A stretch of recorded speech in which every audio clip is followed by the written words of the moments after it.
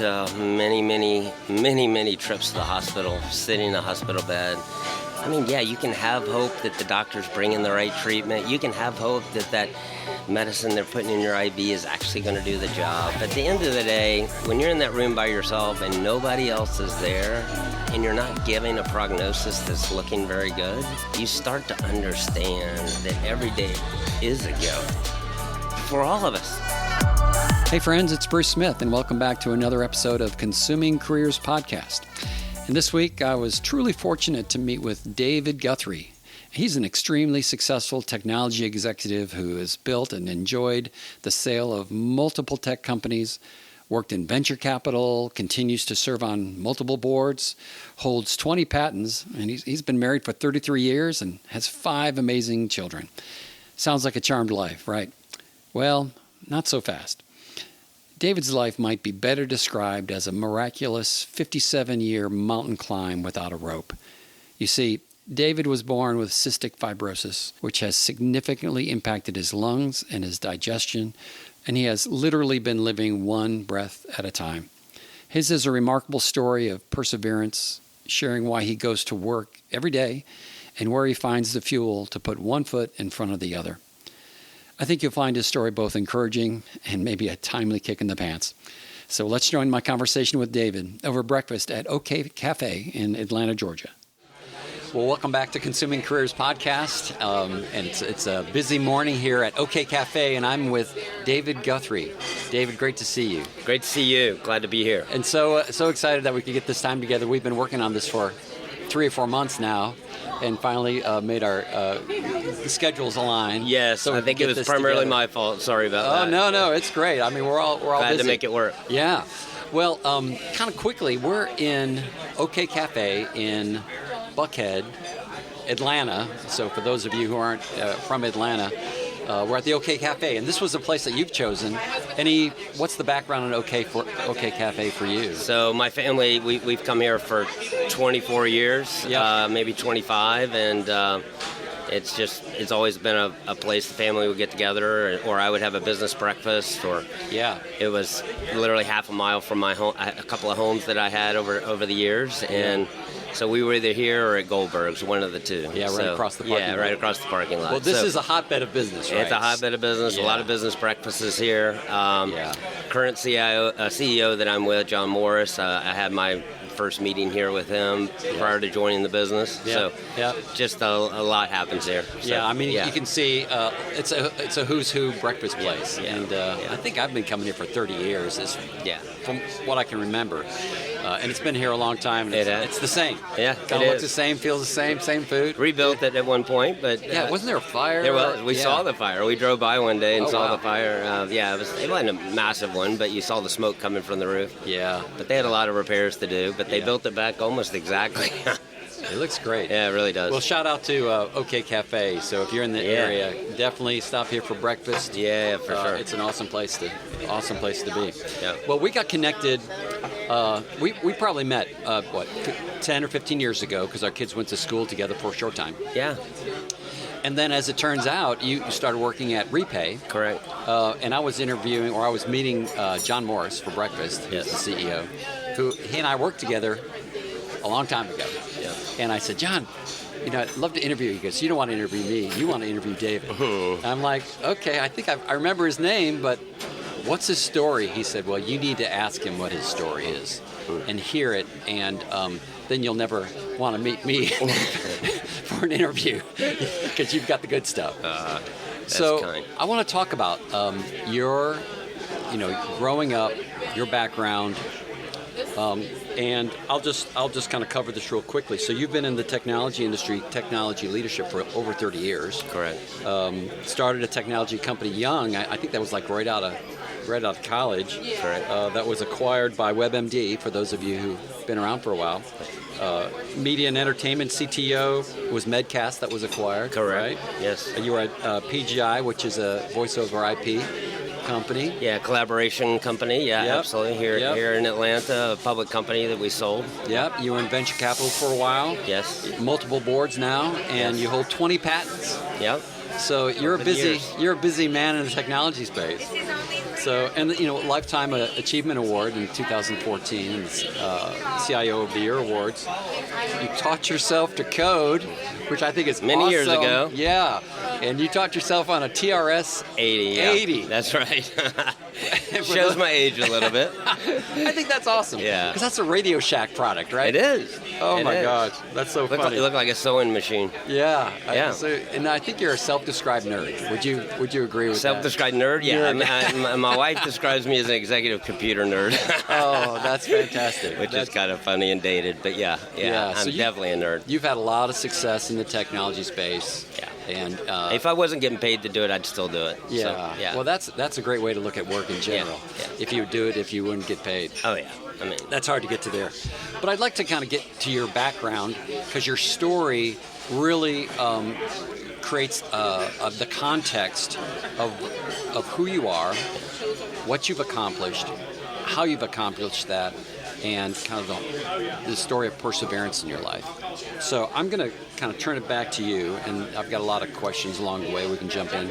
But I just want to hear your story, and it really starts from birth. Sure. That has informed your life up to this point. Sure.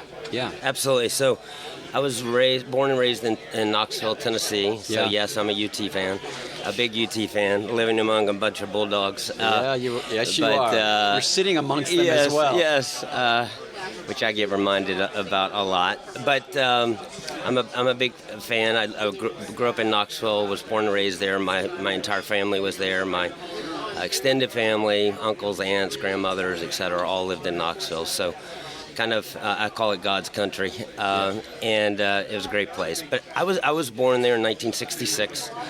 It seemed like I was going to be a healthy baby. Yeah. But after birth, it became very clear that something wasn't right. And so I ended up with pneumonia all the time. The doctors couldn't figure out exactly what was wrong. I was failing to thrive. Mm-hmm. So we'd go see the pediatrician. We kind of struggled with treatments, trying to figure out what was happening. Finally, they sent me for a consult at Grady in Atlanta. Yeah. And I came down to Grady in Atlanta when I was about 18 months old. My parents brought me, and I was diagnosed with cystic fibrosis at 18 months at Grady Memorial Hospital. Wow. And the doctor that diagnosed me there ultimately moved over to Emory and treated me for many, many, many years. But long story short, growing up with CF in the 60s, 70s, and 80s, very difficult times. Lots of challenges, lots of medications, lots of IVs and treatments and shots in order to stay as healthy as I could and to help keep my lungs as healthy as we could for a long, long time. Started getting better between about 5 and 10 years old, where I was able to, go to school and was able to live a more normal life. Mm-hmm, mm-hmm. Teenage years brought a very different world for me, where I was sick all the time. Body's changing, lots changing in life. I was pulled out of school. Wasn't able to go to high school at all. And so I was homeschooled for a while, but ended up going back and forth to Duke for the hospital and Emory in Atlanta too, but back and forth. And my dad saw that I had a real technical aptitude, and my dad was technical, really on the civil engineering and nuclear engineering side. All right. A different path. Yep. But he saw I had a technical aptitude, and he started buying me books to read about programming and bought me a computer. And he used to bring the computer to the hospital every time I was in the hospital. Hey, so they weren't laptops then, by the way. No, they were. They were like sewing machines. That's right. He would bring them, and he was very committed to help me learn. And he had a friend at work, a guy named Ray Funk, that he would have come by and meet with me, and he knew a lot. And I really just, everything he said, I just absorbed. Yeah. And it became kind of a hobby for me and gave me something to do. And I was at Duke University one time and in the hospital for about 2.5 months. And the doctor team that came around, one of them had an allergy and immunologist on it because they use teams of physicians. Yep. And he said, "What are you writing?" And I showed him some code I was writing. He goes, "I'm working on this project. When you're over here seeing your doctor, can we, maybe have you work on my project in the lab?" Yeah. I said, sure. So now, how old are you here? 16? So at the time, I was 15. Yeah, Okay. so I was 15 years old. And I had some really good friends that lived in Raleigh. Dr. Plemons and his wife, Mary Jo, who used to be from Knoxville. Great people. So I would stay with them when I would go see the physician. And then I got my driver's license early because my parents both worked. So at 15, I was able to drive. Okay. And I'd drive myself to Duke for appointments and checkups. I would stay with them, and then I would go to the lab at Duke University and start doing some work with a guy named Dr. Schiff. And it was early T-cell research, which became HIV research long-term. Oh, wow. Okay. And I was taking tape off of lab equipment and scanning it and doing standard deviations and p-values and all kinds of math equations that he wanted me to run, and so I was just writing that in code. Yeah. But anyway, it kind of gave me my foray into actually, hey, this could be a job one day. Wow. I'm there getting treated. My health had to get better. They came out with new treatments and it helped. And then long story short, I found out that that's really what I wanted to do. And when it came time to go to college, or hope to go to college, I didn't have the credits because I didn't go to high school. Yeah. So I had to take my GED. I took my GED. Okay. And then my grandmother, who I loved, and she was a big fan of mine, but she said, David, you'll never pass freshman English because you just don't have all the courses. You don't have all the, She wasn't cheering against me. She was just trying to be honest, as parents and grandparents are sometimes. But that challenged me. But I went to UT and I said, hey, can I get in? They said, no, you don't have the credits. They said, we'll let you audit a class. I audited a class, got a virtual A. I came back and I said, hey, I passed the class. Can you let me in? They said, no, you can take another class. Took another class, passed it, got a virtual A. Yeah. They said, sure, you can come on in. So, and a windy road with health issues. I got through with high honors and graduated. Yeah. And then I started a software business and started with a good friend of mine in town, Ed Noling. And he was using me as the coder. He was the business guy. Yep. And we built a business, and that's really how I launched my career. So. Oh, wow. So it's a combination of my health journey and then computer and software and development that really I think God used in a big way to make me into who I am today. But I think He gave my mind a passion for technology, so I wouldn't sit around and think about my health and think about why I was out of school and feel sorry for myself. And He used it to make me have an outlook and have a positive outlook and have an opportunity. Wow. And He kept me real busy with my mind. And so I think that's a good thing. So and I don't know that much about CF. So right. How does CF affect your body, your cells, and because if you had to drop out of high school, it sounds like a lot of treatment. Yes. So what's happening in the body? CF? So it's a genetic defect. Okay. Both parents have to be carriers. They don't know they're carriers. It's a 1 in 25 chance that you're a carrier. But then you have to marry somebody that is a carrier, and then you have a 1 in 4 chance of that child having CF. So my parents had one child with CF. My mom lost a child. We believe that one may have had CF. Okay. And then the other two were perfectly normal. And so, and did not have CF. And my two sisters. And so, it primarily impacts the lungs, but also impacts the digestive system. Okay. I had the defect that 85% of all CF patients have. And because there's different mutations of it that they've learned over the years, they didn't know this then, but they know it now. Yeah. And so sometimes you'll see that it impacts the digestion only.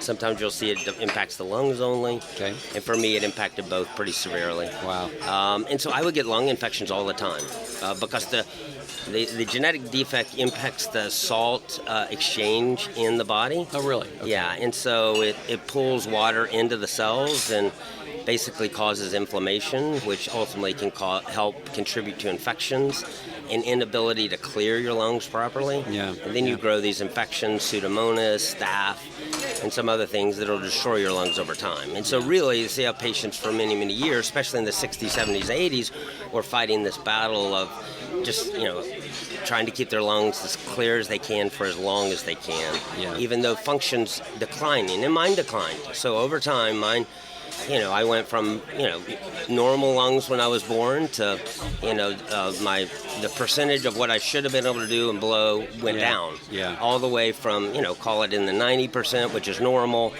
to by the time I was transplanted in my 40s, I was at 18, 19% of what I should have been doing. And I was on oxygen full time at that point. So long story, but it impacts the lungs. Nowadays they have treatments that are much better, that extend life further, and help with that salt exchange problem.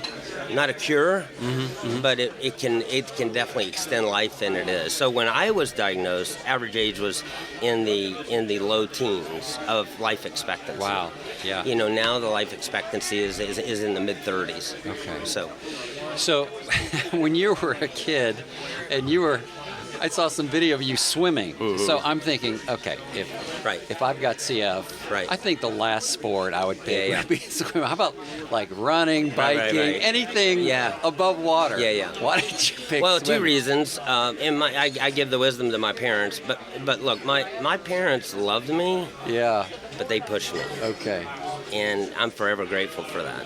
So there's a balance between loving your kids and pushing your kids. So no snowflakes in the Guthrie family. No. I mean, look, if I had a fever of 103, they didn't make me take out the garbage. But if I was just coughing, it didn't matter. Yeah. It didn't matter. If I had breathing treatments to do, we'll get them done and then take out the garbage. But the point on that is they made me swim. Yeah. I didn't want to swim. Okay. But it ended up being the best thing that I could do because it helped my lungs. I stayed cool while I was swimming. Okay, yeah. Kept me from overheating, and it was really, really good for me. And while my lungs were better, like in the 80%, 70%, 60% range, it was really good. But even to this day, I'm a swimmer. Yeah. I swim as my exercise to help. So it's been an important part of my life. Even though I didn't like it at the time, I love it now. I watched it on the Olympics recently like crazy. My kids like to swim, so I don't force it on them though. But they didn't have the health issues I had. But it was important. Yeah. So when you mentioned that you had a lung transplant, when did you realize that you needed one? Right. How long did you have to wait for that? Tell me that story. Yeah. So I went through the years. A lot happened between starting my business, getting married, having a wife now of 33 years. Yeah. But over time, my lungs continued to decline. And when I was in my 40s, one of the physicians approached me at Emory. Said, David, look, you've been doing great. You've lived beyond what's been expected. Yeah. But you're declining pretty fast. And her name was Dr. Subelbaum, great physician, still at Emory. And she said to me, look, it's your choice. But she said, you got less than a year to live. Oh, my gosh. She said, but you've got to decide. But she said, if you decide too late, you're going to have a problem. If you decide too early, that's not a problem because we can delay it until it's time. But you've got to start the pre-test and the pre-approval process. Okay. She said it takes a long time. And so I did not want to do it. I was like, you know what? These are my lungs. God's given me these lungs. We've made it this far. We're way beyond what was expected. But, I had 5 kids. Some were still pretty young. Yeah. So I did it for them. Yeah. And, got approval. And it took about a year and a half before I got the lungs. Emory did really well for me. They did a great job. They turned a few lungs down that came in. They're like, no, that's a smoker's lungs, or no, that's not from a... They really found a good donor and a good match. And I got a 30-year-old pair of lungs put into a 46-year-old body at the time. And, I came out of that transplant with lungs like I hadn't had in, 40 years. Yeah.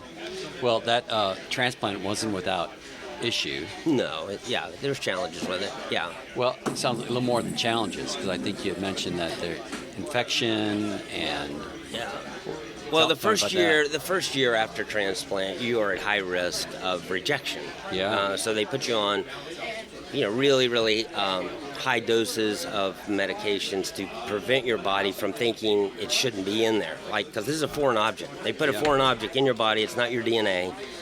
And the body's defense mechanism is, hey, let me go attack this and get it out. Right. Like if you have a splinter in your finger, if you leave it there, eventually your body's going to attack that and going to force you to get it out one way or the other. Yeah. Same thing's true of transplant. So they have to give you meds to prevent that from happening. Well, that also allows you to be very susceptible to a lot of disease and a lot of viruses that are out there. So I went through the normal course of different things, except for one that was called EBV. My donor, who had what's called EBV, which is Epstein-Barr virus, which 98% of people in this restaurant have been exposed to at some point in their life. So they have some level of immunity, or antibodies is really the word, for it. I didn't. I was one of those few that didn't have it.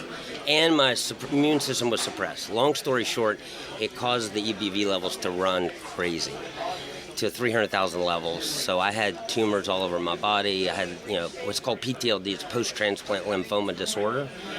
And that was about 6 months after my transplant. So I went from transplant recovery, doing extremely well, breathing like I never breathed before, thinking this is all great, to running 102.5 fever for 2 weeks and trying to figure out what's going on. And then that was really severe. My best friend from Portland, he flew in to be with me to just, he's like, because they were giving him pretty dire info. Long story short, God had a different plan. The transplant team said they wanted to do one thing. Oncologists came in and said, David, I think we should do another. And we ended up going with what the oncologist recommended, which was to use a drug called Rituxan, which is a monoclonal antibody. Okay. And they put it in me. My fever shot to 105 right after the first dose. And they gave me some stuff to calm down. And long story short, that drug really helped fight the EBV. And over a period of about 2.5 years, put me in full remission. Now, I still have to do treatments every month of some sort. It's called IVIG to help my antibodies fight it, because you never get rid of viruses. They always stay in your body at some level. So it's still there and it's still active, but it's minimized. And so it's something we watch every day. And it's a balancing act. And but yeah, I'm doing really well otherwise. I mean, believe it or not, it's remarkable. Between CF, double lung transplant, 3 types of cancer. Yeah, you had like melanoma. I had melanoma, basal carcinoma, and lymphoma. And then I have pretty severe diabetes. That's a result of CF over time. So the combination of all the above, you look at my medical record and you're like, how's this guy alive? Right. But God has a different plan. He's the one that decides our days. Yeah. And I don't know what they are, but I know they're a gift. And, I try to live my life every day like, I don't have 15 years in front of me, but he's the one that decides. Now I have a grandbaby. Never thought I'd have a grandbaby. Which is crazy. I had 5 kids and a grandbaby. I was doing some research. I think CF males have like a 1% chance of having children. Correct. So we have usually what's called blockage of the vas deferens. And it's due to that same mucus exchange problem. Long story short, we got pregnant via IVF, in vitro fertilization. We used every one of our eggs, so but we that's the only way we could get pregnant. And that's how we had Ansley and Grace. And then our 3 youngest, who we love, as equally as Grace and Ansley, are adopted. So So you signed up for 5 children, knowing that life was in the balance, or it's certainly fragile, to say the least. Well, yes, and I tell you, some people told us it was stupid, and in many ways, it probably was. But I live my life, leave it all on the court. Leave it all out there. And we had been provided a lot. And in the world's terms, and we want to give back. And these are 3 kids that needed help. And we would love to have had some of our own kids, and this was a way we could give back and help them. And it's been an amazing blessing. It really has for us. These kids are all come with their own sets of challenges, as I do, but just amazing. And so it did seem really crazy. It did. But on this side of it, I can't imagine it any other way. Any other way? Yeah. Wow. All right, that's just an amazing background. And it sounds like your parents really were formative. Oh. And kind of. Oh, my dad was in my career, but my mom really drove me in a big way. So she said the hardest thing she ever had to do was when I was about 15 months old, 12 to 15 months old, was teach me to walk up the stairs. Because my lungs were, I had pneumonia. Yeah. And she would hear me coughing or whatever, but she pushed. And smart lady. Sometimes I didn't like it when she pushed me.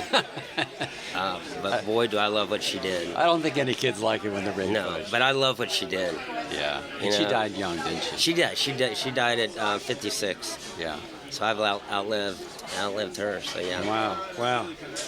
So when you kind of think about all these challenges, that how would you say they have kind of shaped your career, one, and kind of your life in general, and your kind of outlook at your career? Right. How have you viewed those challenges? Yeah, I think it gives me understanding of people that work with me and people that work for me in a better way. Yeah. That they're people. They have their own set of issues. I may not know exactly what they are, but to treat them like people. I think it gives me a sense of, that they're humans. They're not just somebody I'm paying to help me or help me Right. be successful. Right.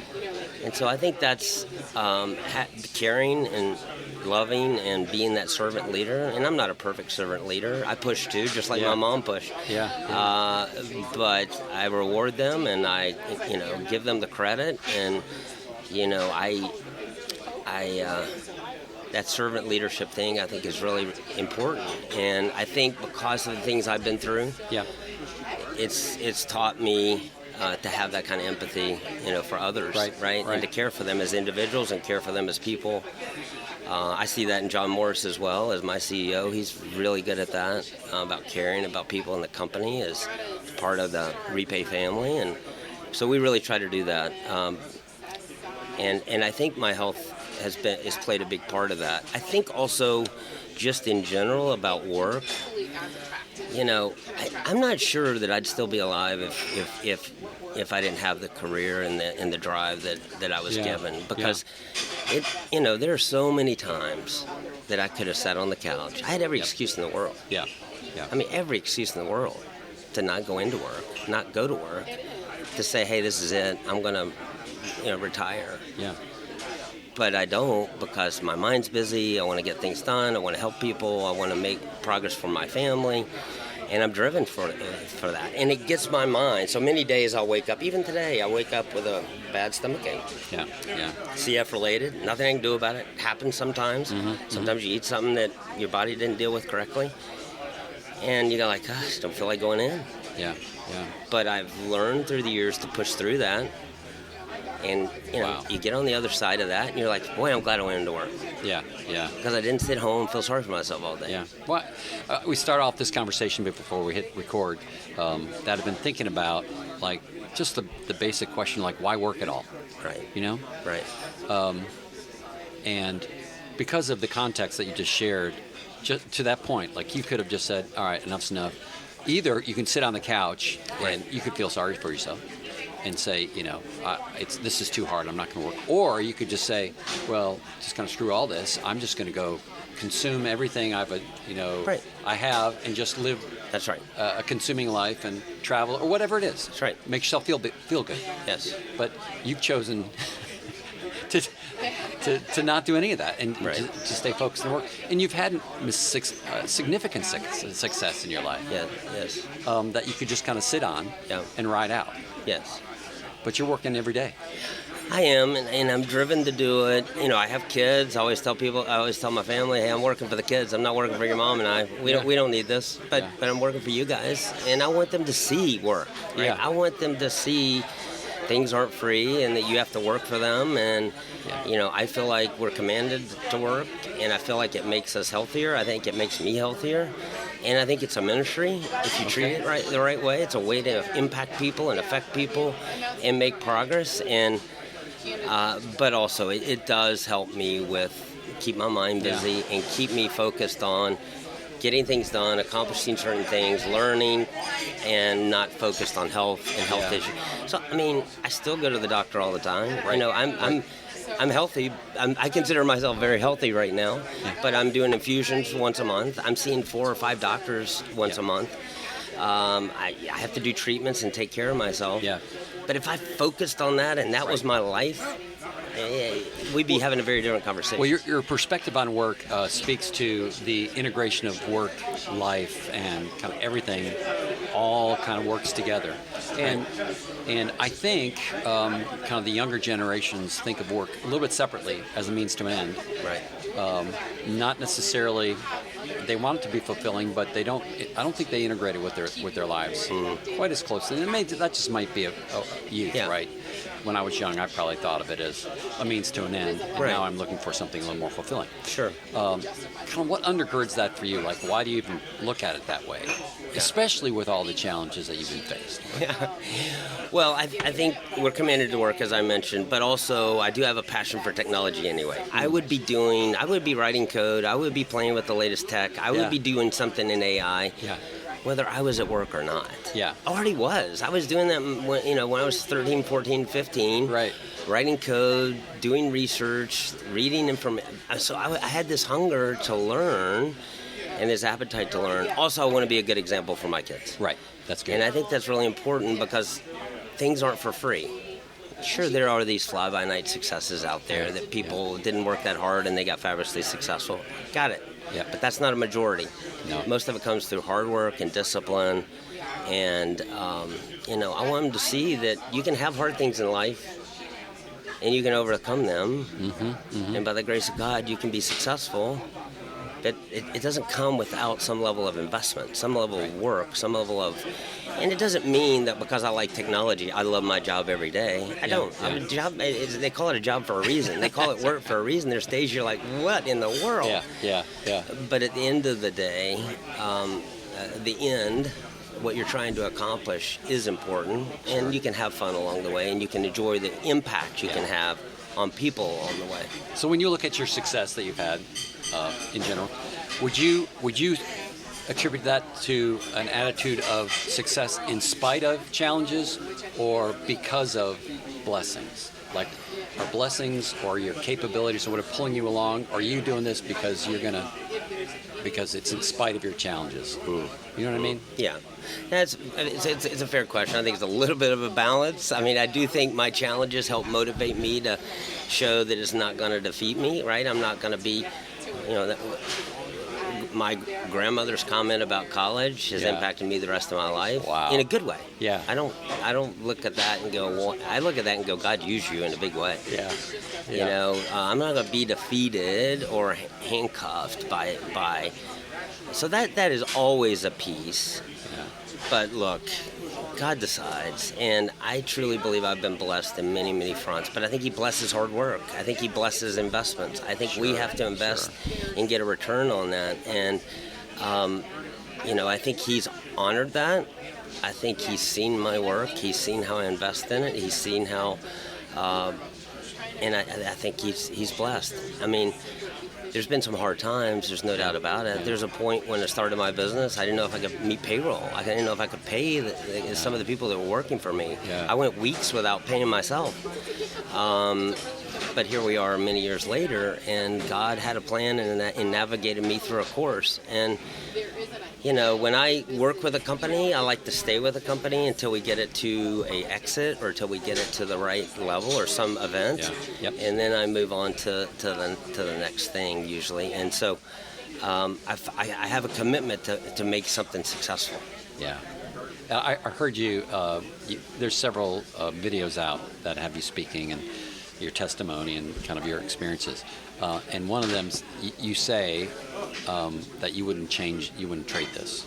Like the challenges, the burdens, for anything. And it didn't sound like you were doing it for the adoration or the money. Right. Because you were pretty clear about it's just not worth it. Right. Can you talk a little bit more about that? I mean, not trading this, you'd rather that suffering is formative in a positive way? Yeah. Well, that comes from, many days in the hospital bed, laying there, nobody's there but yourself. Yeah. And you're praying to God, and you're reading the scripture, and, you're learning. Mm-hmm. And that comes from many days of isolation and not knowing what would happen to me. Yeah, so those things like that impacted me in a big way. I fundamentally, there are things in there that were really difficult, right? Yeah, really hard, that I wouldn't wish on my best friend. I wouldn't wish on my best friend. I wouldn't wish on anyone. However, it was used to shape me. I learned a lot. Yeah. A lot. God taught me a lot in those moments. And, I knew that he was the only one I could lean on. And learning those types of lessons early in life has made a tremendous impact on me. And who am I to say? The Bible says, does the clay say to the potter, why did you make me this way? Right. Right? Who am I to say? Yeah. How I should have been made, what experiences I should have had. And then the other thing I always remind myself of is I like to use analogies, but, as a kid, you're riding in the back of the car with your parents, you're riding down the road. You don't know where you're going. You don't know when you're going to get there, but you're trusting that they're going to take you to somewhere that's, you can ask a good. lot. You can ask a lot of questions. They may tell you, they may not. And that's the way it is with God. God has a plan. He's working it. He's the driver. I'm in the back seat. He's got a plan. There may be some potholes we hit along the way. Yeah. There may be some times we're delayed in traffic that I don't like. There may be some other things happen, but long story short, he knows what the joy I'm going to have when I get to whatever that destination is. And he knows the impact it's going to have on him and the kingdom. And so who am I to ask questions? Yeah. Who am I to say why? And I look back on those experiences, and I don't know what I would take out. Because each of them had a big impact on me. And the impact I've been able to have on others along the way that I know about, and some that I don't know, many that I don't know about. Yeah. Am I saying I don't want that to happen? Am I saying that I would rather that not have happened? No, that's not my choice.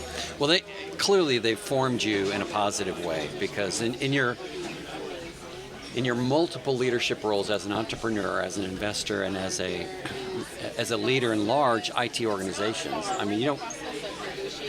you don't get asked to be in those roles if you haven't demonstrated an ability to lead well, lead successfully, and lead in the right direction. So, how's that shaped the way that you lead people now too? So, as a young child in my teenage years and beyond, I had to spend a lot of time with adults. Yeah. Highly educated adults, doctors, nurses, therapists of all kinds. And many times parents weren't in the room, many times no one was around, and I had to carry on conversations. So I learned to deal with people. And my mom was very good with people. My mom was a great communicator, so I learned from her. But long story short, I think those interactions really helped me. And so now, into a leadership role in organizations, I think learning how to navigate cross-functionally in an organization, I think is really important. Learn how to communicate upwards and downwards in an organization is very important. Understanding how to distill very complex topics into common language that others can understand and deal with is I think a gift that God's given me to be able to do. And then I think also a real gift has been my ability to find talent. And I always tell people I hire people that are better than me.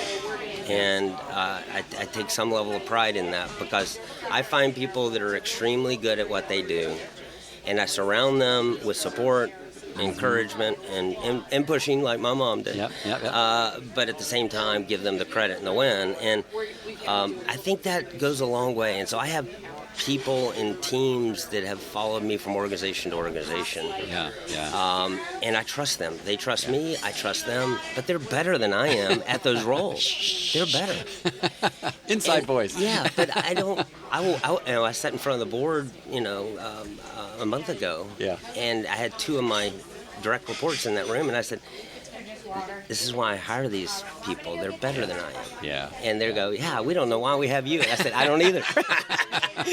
now that I brought them in. Yeah. But no, the point is, I do think, if you're good to them, they're going to be good to you. Yeah. And I try to hire people that are really good. And I think God's given me a talent to see because of my dealing with adults for many, many years, having to do that at a very early age, how to navigate, how to work cross-functionally, how to communicate, how to distill complex subjects, and then how to find talent that can not only do the job, the technical job, whether it's infrastructure, IT, security, product, whatever it might be, but also have some of those similar skill sets to be successful in an organization. Yeah, that's awesome. That is great. Plus empathy. I mean, you talked about empathy earlier. Yeah. What a huge asset that is in a leadership role. Yeah. Yeah, I mean, I have a resource that I hired recently, and she's been through some pretty difficult things since she joined. She didn't have these issues before. Yeah. And she's been sort of amazed at my conversations with her about that. Wow. And it's because I care. Yeah. I mean, I care deeper than she probably knows. Yeah. There's a good. I heard a great podcast about Stephen Covey's new book. What's that called? It's called Trust and Inspire, and a lot of that is leadership around how to build a trust and inspire organization versus command and control. And a big part of that is, not only building trust with empathy, but also inspiring people to do great things. And employees that, and I'll get the facts wrong, but this is close. Employees that are inspired in an organization, primarily due to leadership, are like 170% more productive than fully engaged employees. And everybody's trying to be fully engaged, right? You talk about, hey, we need employees that are engaged in what they're doing. Right. Well, inspired employees are even that much more productive than engaged. And so coming from a standpoint of empathy and trust and selecting the right people can really build an inspiring organization. I think you're a part of that. And I know, knowing John Morris, he's doing the same thing. Yeah. Oh, John is terrific at that. I mean, John really cares about people in his organization. I've seen him do amazing things. It's the reason I'm there. I mean, I have the choice of where I am, and I chose to be with John because I trust his leadership. I know he cares about people at a deep level. He cares about his business too. Yeah. And he's driven like I'm driven. But I saw that in him as well. And I think that's extremely important. And I think it's important to leave that kind of legacy and to leave that kind of impact on others you work. I mean, I work with others that are Christians. I work with many that are not Christians. Yeah. It doesn't matter. I want to have an impact on their life. I want to love them. I want to help them. I want to help them be successful. Doesn't mean I'm perfect at it. I make mistakes every day as a leader. But I try to do the best I can for them. Well, on the note of legacy, what's your intent, or what is your vision for legacy for you and for the people you impact? Yeah, I mean, is that important, or? I think it is for my family mostly. Okay. I want to leave a good legacy for my family to show that their dad worked in spite of all the issues. He had every excuse in the world not to. He worked hard. He didn't allow anything to be an excuse for him. Yeah. And he understood the value of work, and he worked. But he loved us, and he cared for us. And I'm not a perfect father. I've made mistakes as a dad. Yeah. They're too numerous to count. And welcome to the club. And God's redeemed a lot of that, in ways that couldn't imagine. But I do think it's important what kind of legacy I leave for my family. As it relates to work, I want to help. I want to help people be successful. I want to help the companies I'm involved with be successful. Yeah. I love to innovate. I like to create new technologies that work and that drive revenue and help companies. But I want to be known as a guy that left places better than they were when he joined, and that brought great people in, and that helped make them successful. And got the company to some event that was really important. Okay. And I guess that's part of a legacy. But willing to, I always tell my direct reports, I always say every job requires manual labor. Every job, which basically means don't be afraid to do anything on the job. Right. And if I'm walking in the office and I see my assistant or someone in the office trying to carry, something in that needs help, I help them carry it in. Yeah. Right. I mean, it doesn't matter that I'm CTO. It doesn't matter that I have a title. Yeah. I mean, I was rushing to work just like she or he was rushing to work, right? That's right. And that's right. Doesn't mean I'm perfect at that or miss it sometimes when I should have done the right thing, but it does mean to take the time and to make everybody feel like they're on the same level, because I think that's really important. Yeah. And to care for people, just care for the people that are around you and try to make a difference. Yeah, that's great. When you think about a next chapter, is there, because right now we barely talked about what you're doing now, Chief Technology Officer at Repay. Right.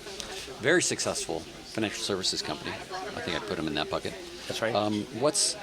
What would a next chapter look like when you think about, hey, Repay, something happens there, maybe some big event or whatever that next hurdle or plateau is.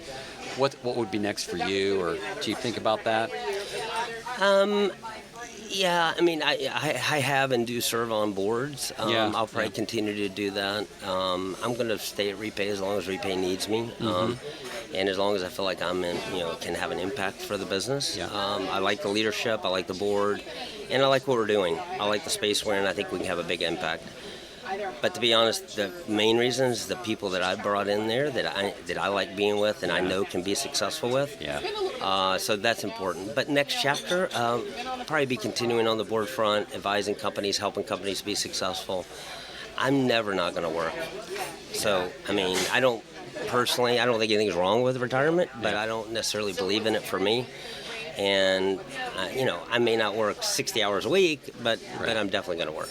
And it's an important part of what I do and who I am, and God used it. I mean, He's absolutely used work. I mean, a lot of us try to be like, oh, well, that's work, and this is my personal life, and I think it all blends together, right? Yeah. I mean, I don't view it that way. I view it as I want my kids to see my work. I want my wife to understand that, what I'm doing is having an impact over here, right? And I think that's an important dynamic. And now, it doesn't mean I bring problems at work home. That's different, right? Because there are challenges all the time. But I think it's an important part of my life. My wife knows that. She supports it in a big way. She's always been very supportive. So she knows the support. So I'll never not work. But there'll be a day I can't, right, for some reason. Right. And when that time comes, I'll be okay with it. Wow. Well, I want to quote you on something you said when you were 14. Okay. Which, I cannot imagine being this wise when you were 14. But you said, and I don't really know the context, but but it said, I know that every breath I take is a blessing from Him. Right. And at 14, and you were about to turn 15, I think, how did you have that insight? I mean, I don't know, when I was that age, I might have just said that out of... Right. But this is, I don't know, foreshadowing? I mean, you were in the middle of it at the time, but that's some pretty amazing perspective. Yeah. Well, it goes back to many trips to the hospital, sitting in a hospital bed. I mean, you can have hope that the doctor's bringing the right treatment. You can have hope that medicine they're putting in your IV is actually going to do the job. But at the end of the day, when you're in that room by yourself and nobody else is there, you start to realize, and you're not giving a prognosis that's looking very good. Right. You start to understand that every day is a gift for all of us, not just me. Yeah. And I put it in the context of my disease, which was breathing, which was CF, and every breath was a gift. And, God doesn't owe me another day. He doesn't owe me another breath. He doesn't. I mean, and at some level, he doesn't need me either. He can accomplish whatever he needs to accomplish without me. Yeah. But it's a gift that I'm able to be here, able to participate, and able to be involved in the journey. And I was putting it in the context of what was so salient to me at the time, which was, I'm just trying to figure out how to breathe better here. Trying to figure out how to catch my next breath. Yeah. And at 14, now I said that in a much more country accent on Yes, that, you did. on that video as 14-year-old from East Tennessee. From East Tennessee. I still laugh at it when I hear that. But and my kids love it. They're like, Dad, you were so country. Yeah. I'm like, yeah, I know. I still got a little bit of that in me. But That's awesome. But yeah, I still believe that to this day. Yeah. I mean, and Wow. at the end of the day, we're born with breath. Yeah. And then we all take our last breath. Yeah, we do. And there's one thing we all have in common in here. Everybody has in common. That's Our right. days are numbered. Yeah. We don't know what they are. If we did know it, we'd drive us crazy. Yeah, that's right. Because getting up to that day would drive you crazy. But, I mean, we got to trust the Creator. Yeah. Amen. And that's what I do. It's the last question before we get into the lightning round, which is my daughter's favorite. All right. Who's sitting next to me because she is our social media department. Clearly takes after your wife. That's right. So, last question. Do you are you consuming your career, or is your career consuming you? Yeah, I think I'm consuming my career, but there are times that the career gets, it gets heavy. It gets heavy. When you have a big role, you have a lot of people reporting to you, you have lots of responsibility. There are days when it's heavy, for sure. But that's life, isn't it? It is. I mean, you're in school and you're in college or you're getting your master's and, there's days that it's consuming you, Yeah. But you have to keep perspective. Yeah. And you have to keep perspective through those times. And what I've always tried to do in my career is, and it's one of the reasons that, I have to deal with, technology and incidents, we call them, with technology where something goes wrong or bump in the night. Yep. You got to have that same calm demeanor and clear thinking when things are going well, and when things aren't going well, when things are challenging. And so I think God's given me that temperament to kind of work my way through that. Now, I wish I was always that way with family and frustrations with family issues. Sure. Sometimes my strong personality gets the best of me. Yeah. But as it relates to the career consuming me, I think I'm consuming it primarily. But they're bad days. I would agree. They're bad days. All right. We're ready to get into lightning round. You ready? Yeah, I'm ready. All right, 5 questions. Okay. First question, favorite book? I mean, I would have to go with the Bible for me. Okay. It's just, it's been a resource for me for so many years. Yeah. There's a lot of other good books but I would say the Bible for me. It's a go-to. Yeah. It's that's a go-to. good. Favorite pro sports team? I guess I have to be an Atlanta fan. So Atlanta Falcons on the pro football side, I would say. Yep. Atlanta Braves on the baseball side. See, I thought you were following the Lakers. Yeah, well, I am cheering for the Lakers this year because of Dalton Connect. Yeah. From Tennessee going to the Lakers. I look forward to seeing. I watched some of the pre-league, and he looked really good. So we'll see how he does. I mean, hopefully LeBron will pass him the ball a little bit, but we'll see. I'm not a huge LeBron fan. Okay, all right. The Lakers. I do like the NBA. I always have because my best friend and I would shoot basketball. He would come down. He would be in school, and I wasn't. He'd come over, and we'd shoot basketball in the driveway, play horse. Yeah. So I've always followed basketball, and he was a big basketball player. All right. If you could solve any problem with technology, what would it be? Technology solves issues, but sometimes technology becomes the problem, right? And there's a difference between technology helping and technology being, a hindrance to things. I always think about everything we have to charge. I always think about every cable we carry with us and the charging problems. I do think if we could, battery technology and charging technology, we've made some progress with EVs, but it's not near where it needs to be. I'm not saying we shouldn't continue down that path. And I think the technology will get better, but it's the speed at which it can charge that's a problem, and it's the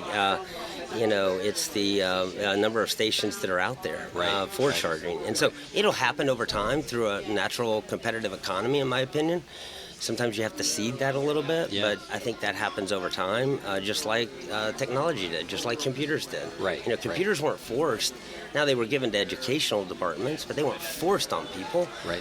But look where we are now. None of us would think about not having some sort of laptop or iPhone. We all get the power of it, but I think charging and power are still a big problem. And as we continue on this AI path, power is a big problem. Yeah. Oh, yeah, absolutely. Power is a massive problem, and it's a lot bigger than people think. My dad was in the power industry. He started out civil, became nuclear, and did that for many, many years of his career. And he always used to tell me, we're not building enough plants. We're not building enough plants to keep up with the demand. He goes, we're not even. He goes, by the time we get to year 2020, 2040, he goes, we're not going to have enough power. No. And you're already seeing that in That's places around the country. That's right. And it's not even close to what's being needed. So I think that's a big problem that's got to be solved. It's not specifically a passion that I have. I don't think that's in my expertise, but I think that's a technology problem that needs to be solved. Yeah, either more power plants or more efficient power, right? Either way, I'm open to all kinds of power, but it's got to be efficient, right? And it's got to actually work. Right. So. All right, number 4. Where do you find rest? I find rest with the family. For me, I find rest at my lake home, out on the water. I love being on. I call myself the water sports director. I still like to get out there some, but I'm other than doing backflips off the boat, that's about my skill these days. But I love teaching kids all kinds of water sports. I love going out there on the boat. That's a big. I get a lot of relaxation out of that. Yeah, that's a blessing. For sure. It is. All right, last question. When you need a good laugh, what's your guaranteed source for a good laugh? I like the Babylon Bee. Okay. I think Babylon Bee is pretty funny. They're pretty good. Yeah, they're pretty smart. They create some really creative things. Yes, they do.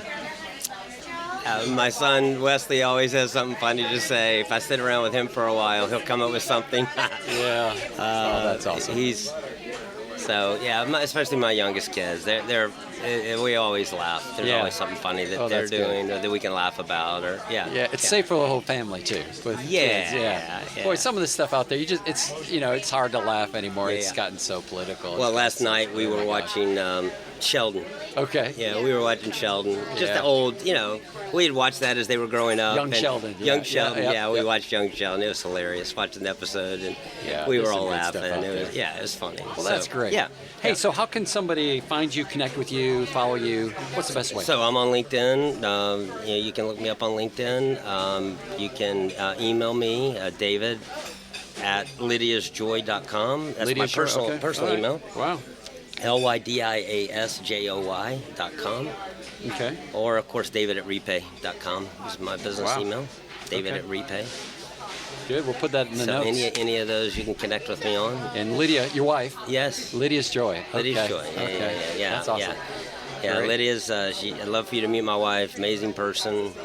She came in eyes wide open, knew what she was getting into with CF and with my journey, and she's been a real reason I'm still here. I think we both married way above our pay grade. Oh, there's no doubt. Yeah. There's no doubt. She can tell you the good and bad about me, but no, we've been married. Well, it'd be 34 years this year. Fantastic. Yeah. Oh, that's great. What a blessing. Yeah. Well, David, really appreciate you taking the time. I'm glad we were able to finally get together and enjoy some breakfast together. Thank you. Here at the OK Cafe. Yes. Really great. Thanks again. Absolutely. Enjoyed it. Thanks, Chris. Thank you for joining us on Consuming Careers. If you've enjoyed the show, please click the follow button in your podcast app so you won't miss any of our future episodes. And if you have a minute, write us a review. We truly appreciate hearing from our listeners. And as always, I'm Bruce Smith, and you've been listening to Consuming Careers.